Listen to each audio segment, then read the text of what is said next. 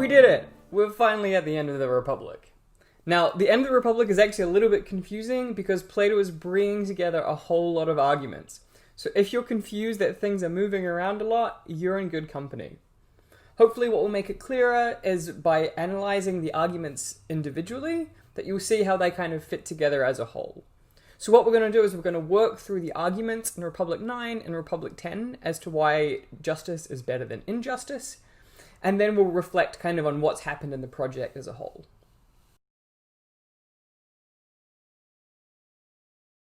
I mean, fair enough, it was like ages ago that we read Book 2. Like, what even happened in Book 2?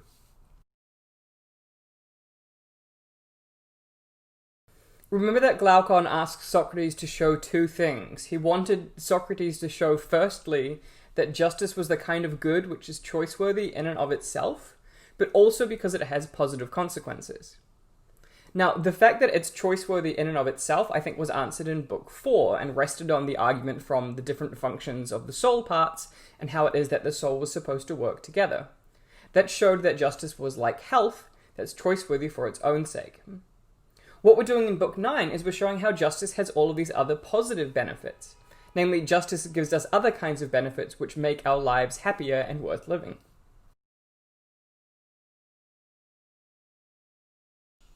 I think the first general argument that comes together at the end of Book 9 is the idea that one of the reasons that we should prefer justice to injustice is merely by comparison.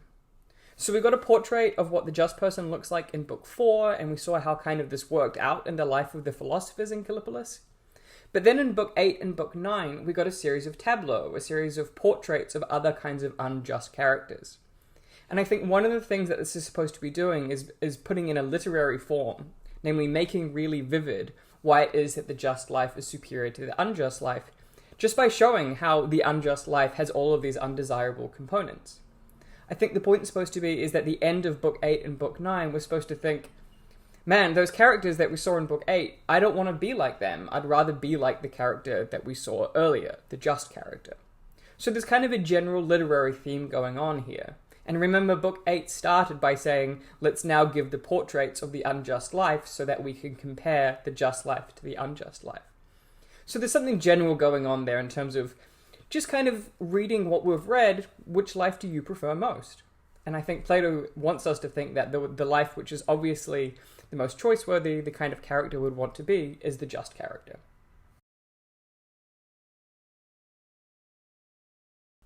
The second kind of argument we might identify in Book 9 rests on the idea of acquiring conventional goods. So the point I think here is that Plato thinks on many of the standards that most people take to have a happy and a good life, the tyrant actually does really badly on, and the just person does really well on. So again, this is kind of an appeal to what most people think. This doesn't rely on heavy philosophical theorizing. It's just think about the kinds of things that most people want from their life, and think about the kinds of things most people want to enjoy. Does the just person get more of those, or does the tyrant get more of those? You might think intuitively that the tyrant does, but Plato thinks that that's wrong. So let's work through some of the things which the just person gets, but that the tyrant doesn't.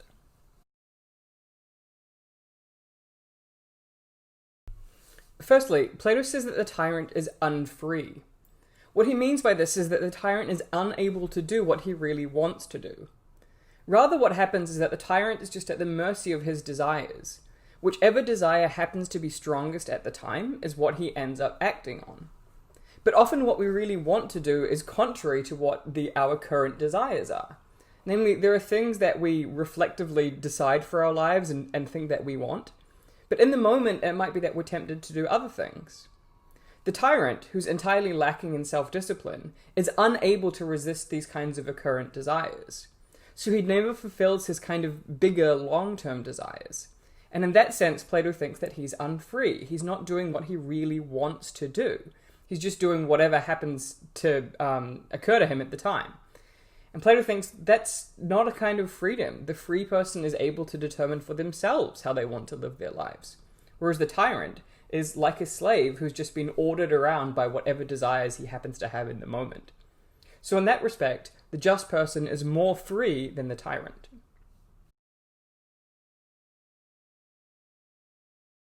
Now, it's pretty clear that Plato doesn't think that money is an especially good part of a happy life, and that we shouldn't really be aiming to be outrageously wealthy in our own lives. But one of the things he points out here is that even on this criteria, the tyrant does really badly. The tyrant is poor because he spends so much money trying to fulfill these unnecessary desires. He's always going after more expensive foods, more expensive wine, always paying money for prostitutes and for parties. And so he never has any money. He effectively has to steal from his friends and family members and commit crimes and tax his populace in order to pay for his outrageous lifestyle. So even on the criteria of money, the tyrant ends up being worse off than the just person. The just person may not have a lot of money, but the just person doesn't live in poverty. He's responsible with his money. He gets as much money as he needs, and his lifestyle is easy to sustain. So even on the criteria of wealth, the just person is doing better than the unjust person.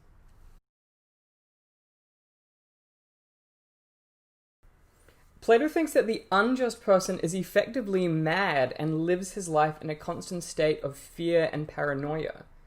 We've already seen that because he doesn't have close friendships and trustworthy relationships, that he's worried that people are going to assassinate him. He's also driven mad by these desires that he can't control. They fill his dreams so that he can't sleep. These desires lack a kind of natural limit, so it's not as though you fulfill them and then you feel better. Rather, you fulfill them and then you want more, and then you want more still. We would say that the tyrant is just keeping chasing the next high. It's not as though you eventually get to a stage where you've had enough, you just keep wanting more. And Plato thinks that this is what is driving the tyrant mad, is that he can never satisfy his desires. So he never gets peace of mind. He never has the kind of satisfaction that you get from completing a task or completing the desires that you have. So that's one of the reasons that Plato thinks that the tyrant basically goes insane. The just person, by contrast, has desires which are relatively easily fulfilled. And they're not the kinds of things which drive you mad. They're the kinds of things which do have natural limits. And so in that sense, the just person lives a life that has much more satisfaction than the unjust person. Moreover, because he's constantly living in this state of fear and in this state of paranoia, he's worried that his slaves, his friends, his family, and all the people in the city are out to get him. Because of this, he doesn't end up leaving his home. He doesn't want to travel abroad in case he's worried that he gets attacked as soon as he leaves his palace. In that sense, he effectively lives in a prison of his own making. It's not that he physically can't go outside or that he can't travel abroad, but he doesn't want to because he's so scared of what will happen. The just person, by contrast, has no qualms about leaving his home. He's not going to get attacked by people who are out to get him because no one's out to get him. And of course, he can travel as he pleases. So because of the way in which the tyrant has set up his relationship with other people, and he set up his relationship with the city, he effectively can't do any of the things that a normal free person would do.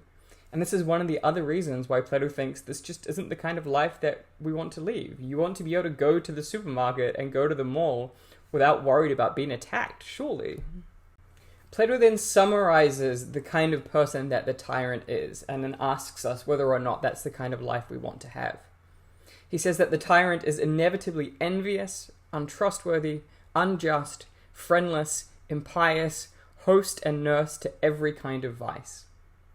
His point then for this kind of section is that even by conventional standards of what most people want in their life, the just person comes off much better than the unjust person. Perhaps surprisingly, one of the arguments that Plato makes in Book 9 is not only that the just life is better than the unjust life, but that the just life is intrinsically more pleasurable than the unjust life. This is easy to miss, I think, especially given how much Plato is kind of anti-pleasure in various other places in the corpus, and as we've even seen earlier in the Republic, Plato is really opposed to bodily pleasures. I think what's important to see here is that Plato recognizes that there are other pleasures than bodily pleasures. And he thinks that the just life allows us to access these kind of higher and better and, in some ways, more pure pleasures. So there are arguments that are really important in Book 9 about why the just life is more pleasant than the unjust life. The first of these arguments is that the just life has better pleasures than the unjust life. One of the things that Plato makes clear in Book 9 is that each part of the soul has its own characteristic desires and its own characteristic pleasures. For example, the appetitive soul primarily goes after bodily pleasures and pleasures that come from fulfilling the appetites. The spirited part of the soul gets pleasure from honor, recognition, and fame. The rational part of the soul gets pleasures from learning and moving from a state of ignorance to knowledge. What Plato wants to ask in this section then is, okay, well, among these pleasures, which ones are the best ones? Now, it's no surprise which one is going to come out on top, but I think what's really interesting is to see how Plato argues for the conclusion that the rational pleasures are in fact the best pleasures. His argument here is surprisingly empirical. He says, what we need is a judge. We need someone who's going to be qualified in answering this question. Someone who's experienced all of the pleasures and can then tell us, on the basis of their experience, which pleasures are the best. Now, the move here is really interesting, because he says that the only person who's actually qualified to answer this question is the just person, because only the just person has truly appreciated all three kinds of pleasure. The unjust person, by contrast, doesn't get to experience the pleasures of spirit and doesn't get to appreciate the pleasures of reason. So of course they're going to say that bodily pleasures are the best ones, because that's the only thing that they've experienced. But the just person, by contrast, the just person knows what it is to satisfy bodily pleasures, because they do satisfy their appetites. And the just person knows what it is to be honored in their society, because they've experienced this when good people recognize the good work that just people have done. So the just person has experienced the pleasures of all three parts of the soul, whereas the unjust person has only experienced the pleasures of the appetitive part of the soul. That means that the just person is the only qualified judge, and if you ask them which pleasures they think are best, they'll say that the pleasures of reason are the best, and the pleasures of virtue.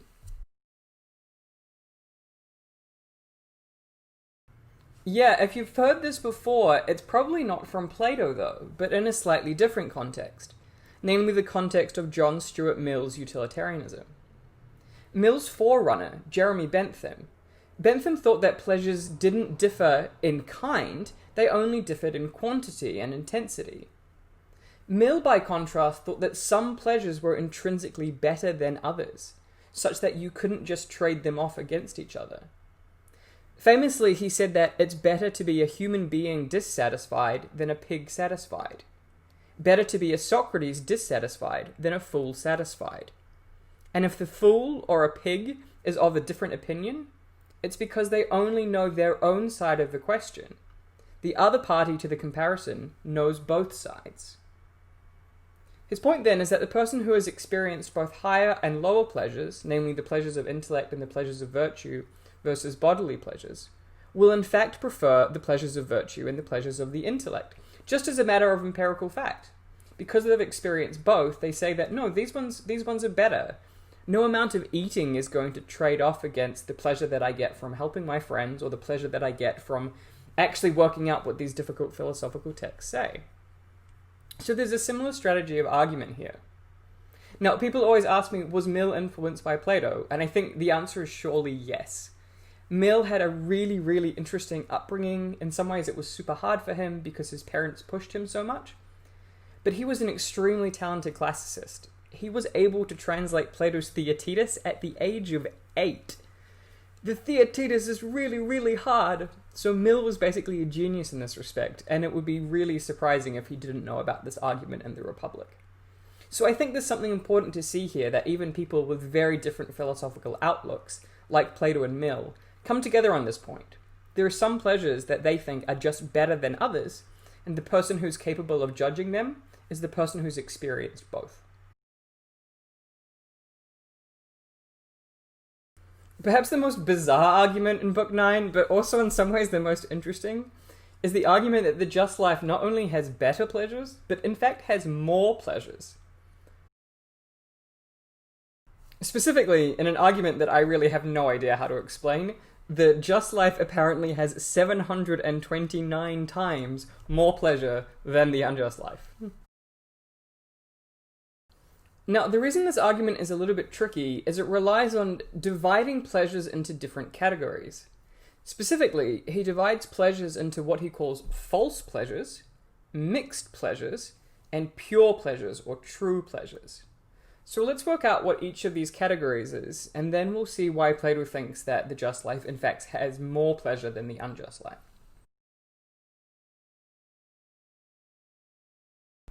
So let's talk first about false pleasures.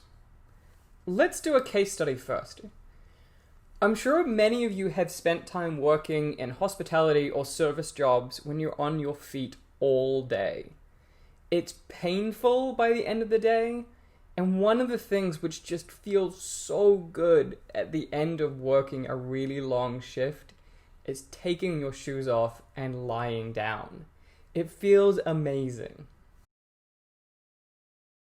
What Plato thinks is going on here is actually that something sneaky is happening in our psychology.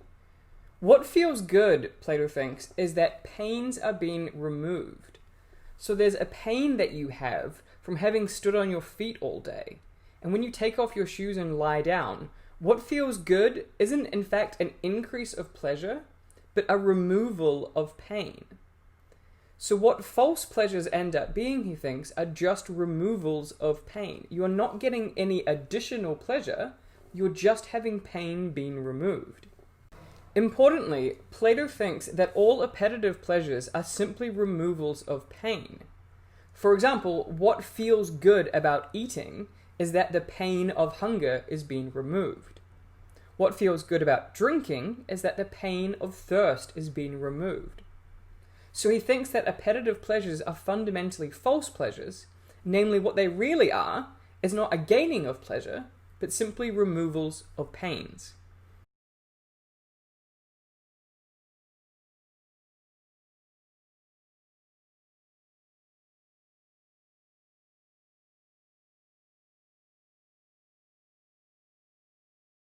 By contrast, spirited pleasures are what Plato calls mixed pleasures. Namely, they're a mixture of true pleasure and a mixture of false pleasure. The false pleasure comes about in spirited desires because he thinks that a lot of spirited desires are preceded by an episode of pain.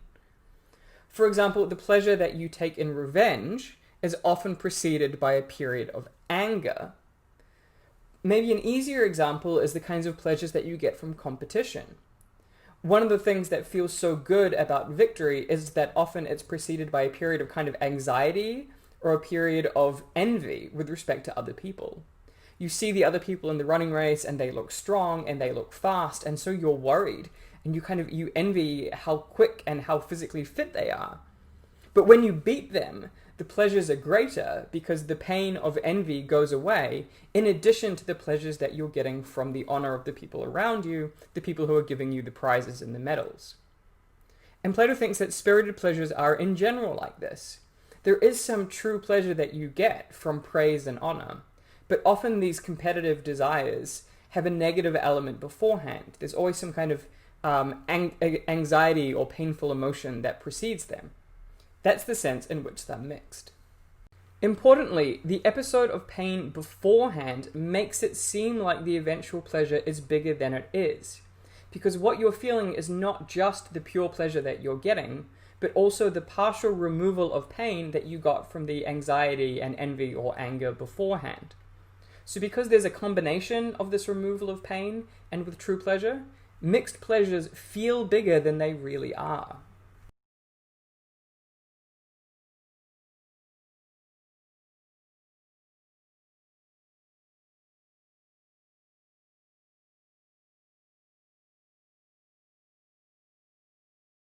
The last category we need to explore then are what Plato calls pure or true pleasures. The good news is this argument's actually one of the easier ones. It simply relies on the fact that when you get pleasures from learning, it isn't preceded by some antecedent pain. Namely, it doesn't hurt beforehand. Specifically, what Plato noticed is that ignorance isn't painful. People are ignorant about all kinds of things, and they're completely untroubled by it. But when people are hungry or when they're thirsty or when they're angry, they always feel a kind of pain. But the state of ignorance is not painful at all. What this means then is when you get pleasures from learning, all you're getting are pure pleasures. There's no pain beforehand. You simply get the enjoyment of learning. In that sense, ignorance isn't painful, and learning gives you pleasure. So the pleasures of learning, the pleasures of the rational part of the soul, are pure pleasure, the just net gain. Importantly, because the pleasures of learning aren't mixed with a kind of antecedent pain, the pleasures are in fact as big as they seem. That's the sense in which these pleasures are true.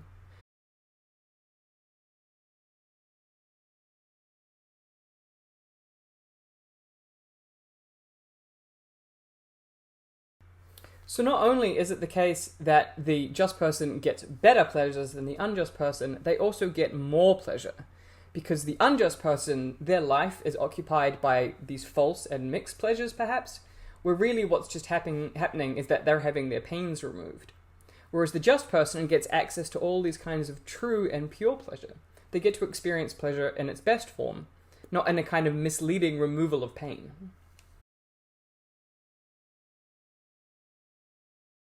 Having finished these arguments, Plato then sums up at the end of Book 9. This is what he says. From every point of view, then, anyone who praises justice speaks truly, and anyone who praises injustice speaks falsely. Whether we look at the matter from the point of view of pleasure, good reputation, or advantage, a praiser of justice tells the truth, while one who condemns it has nothing sound to say, and condemns without knowing what he is condemning. Also, interestingly, he finishes Book 9 by saying, well, it doesn't even really matter whether or not the just city is real, whether or not it could come into being. What matters is that it's a model for us in heaven, namely a model that we can appeal to using our intellect, and that we can see to guide our own life. And some commentators have made a really big deal out of this passage, insofar as what it suggests is that the goal of the Republic was not so much to bring about this ideal city with philosopher rulers, but to provide a standard by which we can kind of judge the justice of our own souls, the way in which we can kind of try to guide our own life and think about the ideals that we want for ourselves.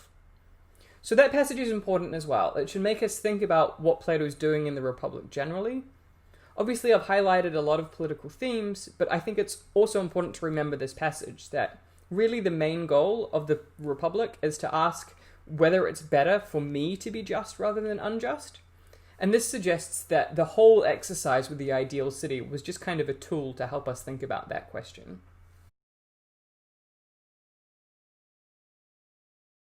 Weirdly, it feels like we should be done, but those of you who have been reading along will notice you can keep turning the pages. There's still another book to go. So what's going on in Book 10? Where's this coming from? There are kind of three main discussions that happen in Book 10. The first is that there's another discussion of art and the role of imitation in a society, and why it might be that we need to expel a whole bunch of poetry and a whole bunch of tragedy from the ideal city. Again, it's weird, we kind of already had this discussion in Book 2 and Book 3, but Plato's approaching it from a different angle in Book 10, which is kind of interesting. Then there's an argument for why it is that the soul is separable from the body, such that the soul can survive even when it's removed from the body. Namely, we get a kind of argument for the immortality of the soul in the second part of Book 10. Then what happens is we get a story of afterlife rewards and punishments, and then ultimately a cycle of reincarnation. What we learn is that just people get punished and unjust people get rewarded, my mistake, and unjust people get punished. And then what happens is we then choose our next lives. So there's a kind of reincarnation story that gets built in as well. Now, what unifies these things has puzzled a lot of scholars for a really long time, and we're not going to focus too much on them here. Let me just flag a few things that I think actually are important, though, for understanding the Republic as a whole.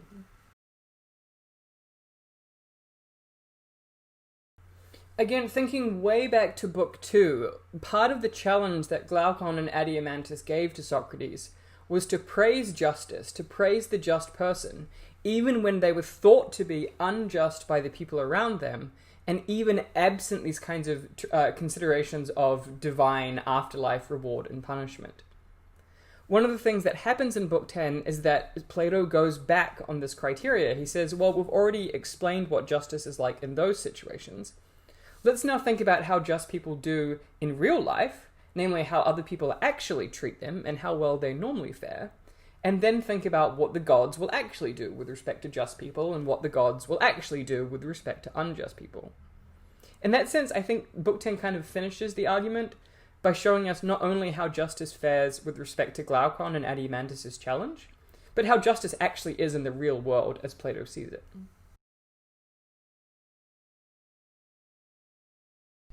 Won't you first grant that it doesn't escape the notice of the gods, at least as to which person is just and which isn't? We will. Then if neither of them escapes the gods' notice, one would be loved by the gods, and the other hated, as we agreed at the beginning. That's right. And won't we also agree that everything that comes to someone who is loved by the gods, insofar as it comes from the gods themselves, is the best possible, unless it's the inevitable punishment for some mistake he made in a former life? Certainly. Then we must suppose that the same is true of a just person who falls into poverty or disease or some other apparent evil, namely that this will end well for him, either during this lifetime or afterwards. For the gods never neglect anyone who eagerly wishes to become just, and who makes himself as much like a god as a human can by adopting a virtuous way of life. It makes sense that such a person not be neglected by anyone who is like him. And mustn't we suppose that the opposite is true of an unjust person? Definitely. Then these are some of the prizes that a just person, but not an unjust one, receives from the gods. That's certainly my opinion.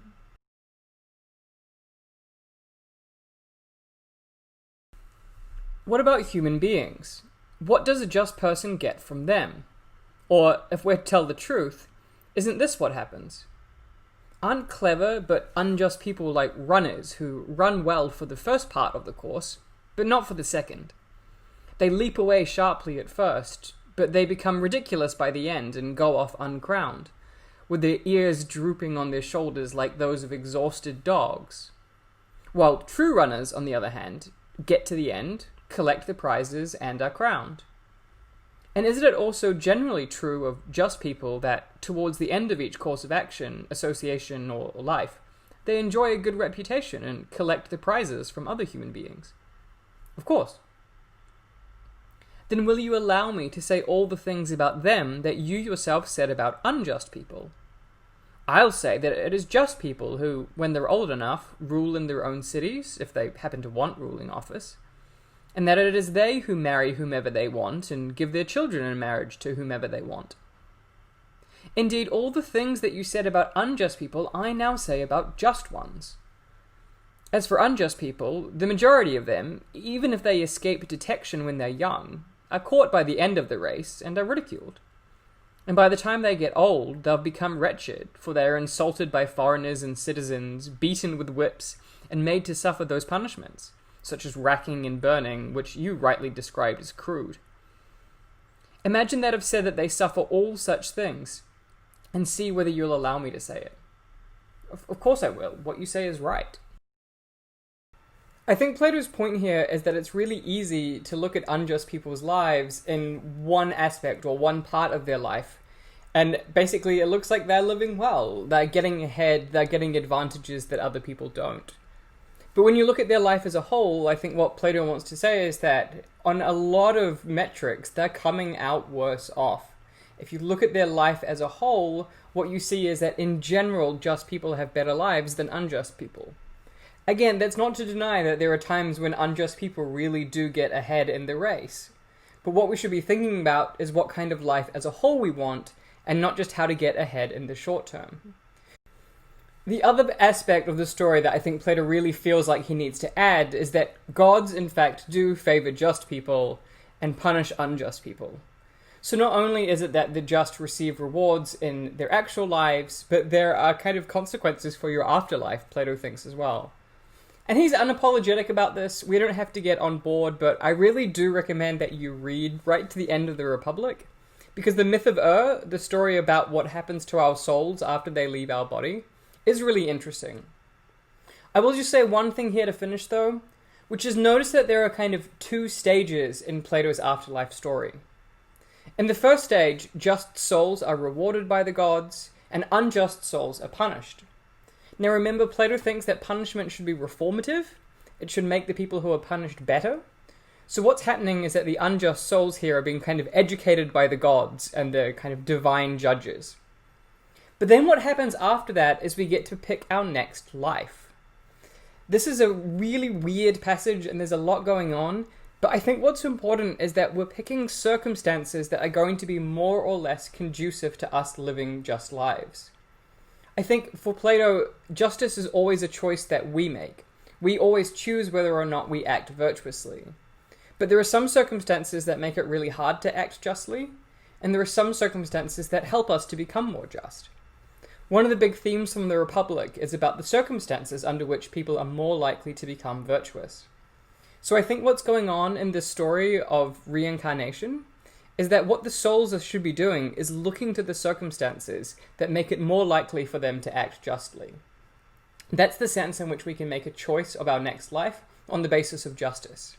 It's not that our choices are predetermined by what we make, by the life selection that we make in the story. I think rather the point is we're picking our circumstances, but it's always up to us whether or not we act justly, and it's always up to us whether or not we end up responding virtuously to those circumstances. So I hope you've enjoyed the Republic. There's a lot of really interesting ideas in there. It's been a journey. Good job for making it through. Again, hopefully you're convinced that it's better to be just rather than unjust.